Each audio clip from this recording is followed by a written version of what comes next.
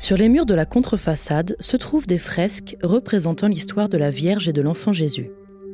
Les scènes sont disposées sur 2 registres et représentent des épisodes tirés du protévangile de Jacques et des évangiles apocryphes. Le registre supérieur contient 4 scènes. De gauche à droite, on trouve la prière au temple, le mariage de la Vierge Marie, la nativité de Jésus et l'adoration des mages. Le registre inférieur, quant à lui, représente le massacre des innocents à gauche et le miracle de la Palme à droite. L'espace disponible au-dessus du portail accueille une scène, le miracle du grain, qui se développe horizontalement, tandis que les petits espaces restant sur les côtés gauche et droit de l'entrée encadrent l'un la femme couronnée et l'autre la figure de Saint-Lazare. Une observation plus approfondie des scènes représentées suggère quelques réflexions et comparaisons avec les Écritures qui ont dicté leur composition. Dans la prière au temple, par exemple, ce n'est plus le prêtre Zacharie seul qui reçoit la parole divine, mais c'est tout le corps sacerdotal qui est témoin de l'événement, y compris Marie. L'ange s'adresse directement à elle et lui annonce qu'elle restera 3 ans à lire, prier et méditer, puis qu'elle deviendra la mère du Sauveur. Une sorte de première annonciation qui anticipe celle canonique qui aura lieu 3 ans plus tard par l'ange Gabriel.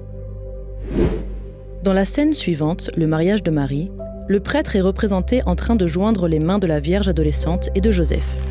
Mais pourquoi Joseph tient-il une tige fleurie dans sa main ? Selon la croyance, lorsqu'une vierge se marie, n'importe quel homme peut se proposer comme prétendant. Dans le cas de Marie, 14 hommes se sont présentés, tous avec un bâton à la main. Le bâton qui fleurit, dit le prêtre, désignera l'homme que Marie épousera. C'est pourquoi Joseph tient dans sa main un bâton fleuri, tandis qu'un autre prétendant brise le sien. Dans la Nativité, Saint Joseph est représenté assis sur un tabouret, dans une attitude de vie paysanne quotidienne, alors qu'il est occupé à préparer une soupe et à en goûter la saveur. Joseph, le père terrestre de Jésus, ne participe pas à la scène principale, mais l'intention du peintre est de le représenter dans la position de chef de famille. De même, c'est lui, dans l'adoration des mages, qui accueille les rois en position de chef. Sur le registre inférieur, le massacre des innocents est la seule scène canonique de la contrefaçade. Dans le miracle du grain, au-dessus du portail, les fugitifs rencontrent un paysan qui sème du blé. L'enfant Jésus met ses mains dans le panier et jette sa poignée de grain sur le champ.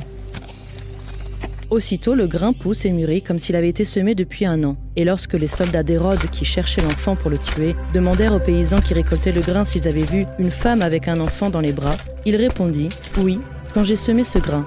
Alors les meurtriers firent demi-tour. Enfin, dans le miracle de la Palme, en bas à droite, la Vierge apercevant un palmier, souhaita obtenir l'un de ses fruits. L'enfant, alors, debout dans les bras de sa mère, dit au palmier « Arbre, baisse tes branches ». Le palmier baissa ses feuilles et ils purent en cueillir les fruits.